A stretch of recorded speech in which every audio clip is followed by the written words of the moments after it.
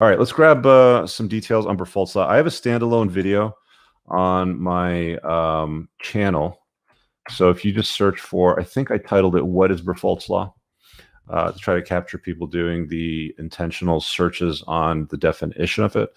So you can find that on my YouTube channel if you want to just spend some time on the details of that. But let me just read you what they have defined it as. Let's throw it up on the screen here too. All right, boom, boom, boom. That's it. Okay, so you should be able to see that. But there's a Psychology Today article here. Berfolt's law, women rule. Why can't a woman be more like a man? Berfolt's law maintains that the female, not the male, determines the conditions of the animal family. Where the female can derive no benefit from association with the male, no such association takes place. Today we would say relationship rather than association. So this guy, Robert Berfolt, was an English surgeon and an author. Now, this is something that you can't dismiss as fiction because it's more fact than fiction based on evidence when you start paying attention to the animal kingdom, inclusive of human beings. We already know, of course, that women wield the ultimate veto power in the mating game. If you guys aren't aware of this, women are the gatekeepers to sex. Men are the gatekeeper. Men don't know this for the most part. Most guys are oblivious. They're like, oh, they don't know that they have this power. But men are the gatekeepers to relationships. So you have to understand that you have some power in this dynamic. Respect it and use it and wield it properly. It is women who give the thumbs up or thumbs down to any advances or proposals from men, right? We're talking about sexual proposals here, obviously. Berfolt embellishes this truism by asserting that intimate relationships between men and women result from a calculated cost-benefit analysis by women. Now, I think it should be noted that women aren't sitting there with their calculator or their calculus, spreadsheets and Excel documents, calculating the cost-benefit analysis of a man. It's almost like their firmware is designed by mechanism of survival to be able to very quickly estimate and establish these things. Okay. Men, on the other hand, will sit there and use spreadsheets.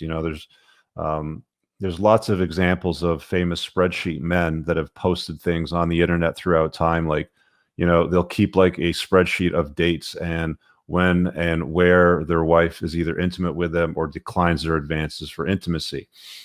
Guys are like the calculated spreadsheet dudes. Women use their innate firmware to make this analysis, as he's breaking it down over here.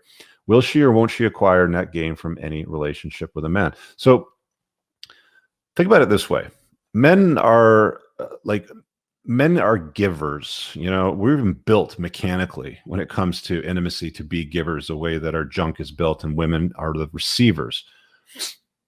Throughout history, millions of years of evolution, we would go out and hunt, and women would typically stay behind and gather up and take care of the small children, and then we'd bring stuff back. And you still see the very same thing today. If you take a look at the list of the world's billionaires, most of the women on the list of billionaires had acquired their wealth not by function of their own work ethic or work itself, but as an acquisition of either divorce or inheritance. Okay, so divorce, they would have inherited it from their husband. He would have done the work. For example, Mackenzie Bezos. There's a lot of people that argue that, well, she was with Jeff from the get-go, and Amazon wouldn't exist if it wasn't for Mackenzie, and blah, blah, blah. No, go read the biography on Bezos on Amazon. It's called The Everything Store. She's hardly even mentioned in the damn thing, right? But she acquired half of his wealth as a function of divorce. So women innately will make these calculations in their head and analyze what use a guy has to them. It's just a fact, a reality of life, There was a very clever line that Chris Rock once used in a stand-up. I think it was it Never Scared or Tambourine? I think it was Tambourine. Tambourine was a good one. That one was on Netflix. Never Scared is actually even better. But he said in that, only women, children, and dogs are loved unconditionally. Men are only loved under the condition that they provide something, right? This is true. Any guy that has been in any number of relationships that's seen them come and go and fall apart will agree with that. It's very hard to argue that.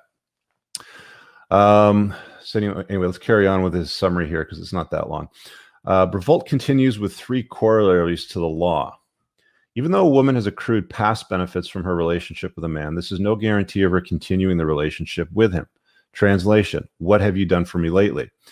I've told the story before, so let's sum it up again real quick. I've dated a lot of divorced women because after I got divorced, I figured, let's download the apps and all that sort of stuff, and we'll start going out. And I did the typical blue pill sort of thing and started dating women my age who happen to all be divorced with children in tow. And you start to have some conversations with with these chicks, and they start telling you these stories about how they would bounce on their husbands. They would leave their husbands, men that they vow to love, cherish, and sickness and health and death do us part, and all those lyrics. All of a sudden, he's rendered useless, and she leaves. And you ask some questions like, well, and do this for yourself, gentlemen. Like, ask these questions when you get out there. You ask these women, well, why did you leave him? Because he was good enough when you married him. He was good enough to father the kids. So what all happened?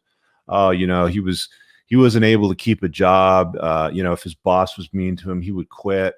I remember this one chick was telling me that she got to the point where she'd basically have sex with her husband like once a month, and then she would go in the bathroom and cry. Like, could you imagine?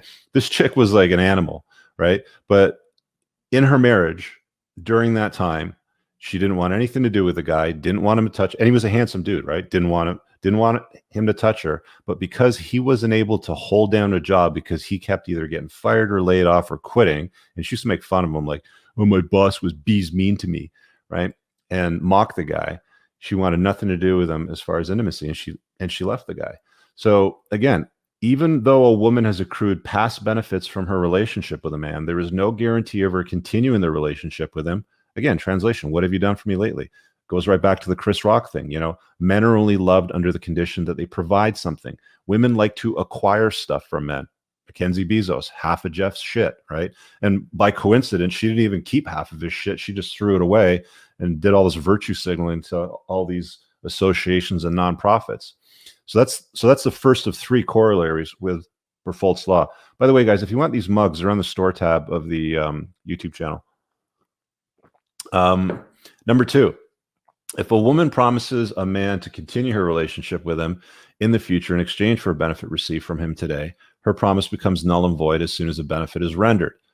Translation: I will gladly pay you Tuesday for a hamburger today. That's the way it's been defined in the article. But basically, what we're saying again is her promise becomes null and void as soon as the benefit is rendered. So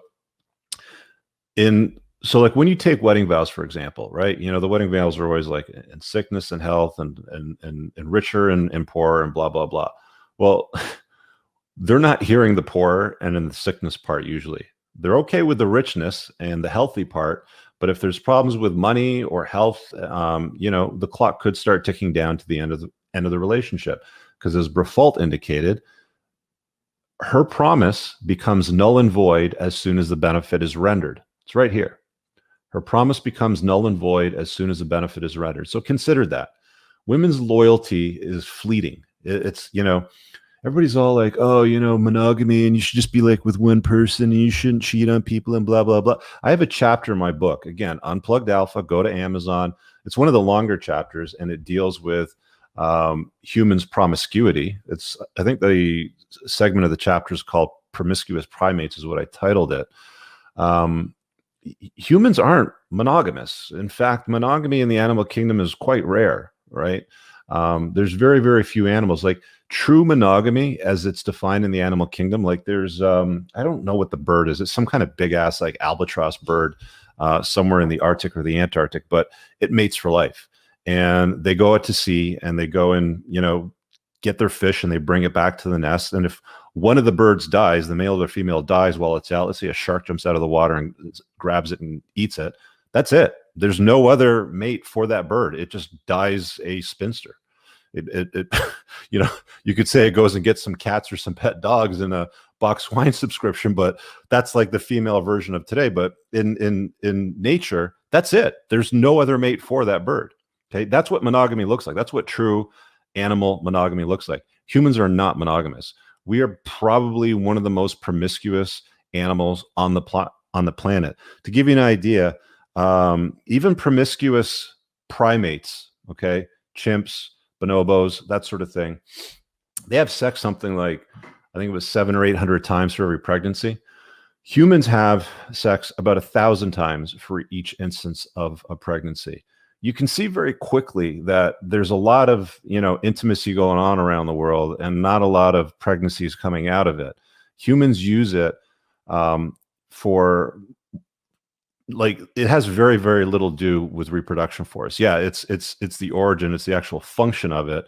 But when you take a look at how humans behave, how almost nobody is with the same person they lost their virginity to. One of the things that I love is when chicks are all like, well, I'm just monogamous and that's how it is. Like, okay, well, how many partners have you had? 10. Okay, well, you're not monogamous then, are you? Right? Because if you were, then you would have still been with the person you lost your virginity to. Well, yeah, but I just want to be with you and I don't want to share you. Okay, it's because they want exclusive rights to you and your resources.